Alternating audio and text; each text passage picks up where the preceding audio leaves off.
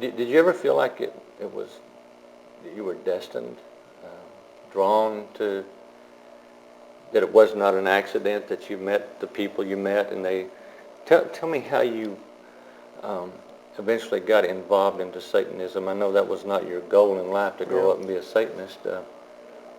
Was it fairly innocent? You met some people and... Yes. When I was living in the Bronx, I went to some of my old places where I used to know a lot of people, and the guys that I had hung out with, they eventually all got married and drifted off. And so I met some new people, and in the neighborhood I was living in, again in the Bronx, there was I met a fellow at a party there who we began to strike up a friendship. And he told me about this group that meets in the North Bronx in the woods by a place near Orchard Beach and Pelham Bay Park. They said they meet there almost every night, and there's a lot of girls there, and the guys do drinking, and we have a good time. And he seemed to talk a lot about the occult and witchcraft and things, which I didn't really have any feelings for one way or the other. I found some of the things he was sharing pretty interesting, but at the time, I was not looking to be part of any type of occult group. I just wanted to hang out, find a girl. I was lonely. I was living alone in my own apartment, and I didn't have anybody. My dad, who was my only real family I was close to, he had moved to Florida. He retired, and so I went with him, and we began to meet the different people over there to hang out. And the guys went around to different bars that I went with. They always seemed to know a lot of people, very popular guys. So I just kind of hung with them, kind of loosely. These were cruised around with your them. peers. They were same age, basically. Yeah, the guys were a little bit older, but a couple of years older. After going to these meetings and so on, you were introduced to a satanic Bible. Yes. And I think, just as a point of interest, that you purchased that Bible at a store that was called Sam's. Did it have Sam in the name of the bookstore? Maybe not. No. Anyway, the Satanic Bible, that intrigued you. Something happened. You felt some power, or what happened as a result of that? Well, after someone had told me that it would be a good idea to get a Satanic Bible that has a lot of answers, and it's got a source of a lot of power. If you want to get a girl, if you want to get this and that, you want to get a good job, there's certain prayers and rituals, incantations that you can use, and if you would get one of these, you'd find it really interesting. It'd really be a cool thing to have, because that's what we all have, you know. And I says, yeah, okay, sure, no problem. I have to go down to Manhattan. And you're right, it was the bookstore, Samuel Weiser's bookstore. And it's been so many years ago now, going back 20 years, I almost forgot. But I did pick up the Satanic Bible, and when I went to get one, just a unique experience happened to me when I had picked it up.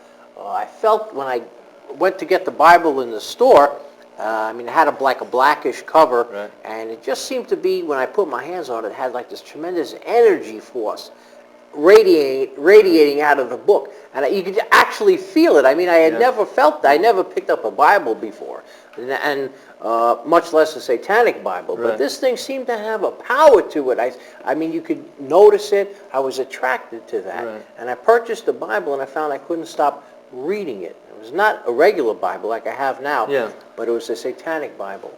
And there's no doubt in my mind, and I'm sure in yours, as we know the Scripture now, that the demonic forces in you, that excited them. It basically gave them some authority to operate in your life. Did you become through this the Satanic Bible? Did you develop psychic powers, and what kind of powers are you talking about? You said you felt some energy and power. Oh yeah, after a while, after I had begun to be initiated into the witchcraft and the things that the guys were doing, which seemed innocent enough at the time, I began to notice subtle changes within my own life.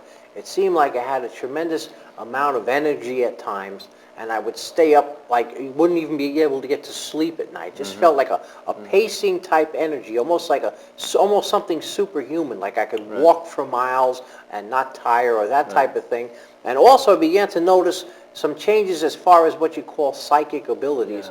And this began to puzzle me, but at the time I didn't see any danger with it. It seemed like I could look at people that were coming to me, and I would actually be able to think in advance the question that they were going to ask me. Right. And that began to happen so many times that I began to notice it. I said, well, what is going on? I mean, I could see a friend coming to me, and I'd have no idea in one sense what he's going to say, but then the thought would come, well, this is what he's going to ask me, or this is the words he's going to use, and he'd say those exact words. Yeah. And at times it seemed like in walking the streets, I'll be able to tell when there was going to be a traffic accident at the corner, or this and that, and I'd actually see it in my mind before it happened.